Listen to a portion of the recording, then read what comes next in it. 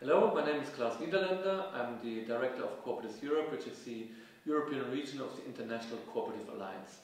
The financial crisis was actually an opportunity for cooperative banks to increase their market shares and actually attract more customers, because customers came back to them, or basically members have, because there's a much better trust relationship. So yes, there's also been an opportunity in the crisis, as cooperatives as such have been born out of the crisis, so it's natural, that in times of crisis people come back to a model which has proven to be crisis prone. With regard to the legal framework, well, there is since 2004 a European cooperative statute which really brings together the cooperative knowledge of the different countries and sort of a common thread.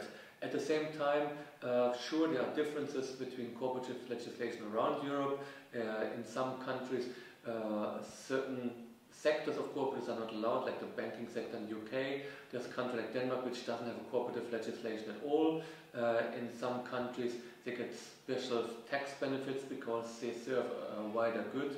But overall, what is important is that the common threads are really the respect of the cooperative principles which are enshrined in most of the legislation, and in some countries like in Portugal even in the constitution. In terms of legislation, there's a European cooperative statute which needs to be simplified. I think that's one thing. However, I think what we really need is a European policy framework for cooperatives, which means we need a level playing field for cooperatives with other forms of businesses, and we need the right promotional frameworks in Europe for promoting cooperatives as a more stable and sustainable enterprise model. Well, first of all, since cooperatives are a model born out of the crisis, it's clearly a model which can help in those times. What it needs is, of course, on a macroeconomic level, the right legislative framework, so a good general cooperative law, so that cooperatives can actually develop. It needs a support system on a meso level so that people become aware of what cooperatives are and how to create a cooperative, and also accompany them in their development path.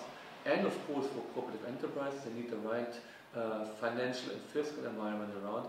So I think you need sort of a European cooperative finance framework which can support the development of cooperatives in those countries. In terms of the crisis, in the end, the Euro crisis, or rather the European crisis, is a crisis of trust.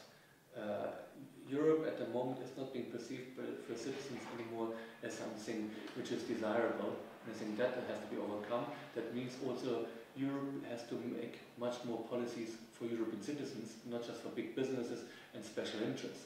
And I think through that we will create a much stronger Europe. At the same time, we are living in a globalized world, and for larger entities and business in the single market, we need to have specific European regulation, because they have become systemic risks.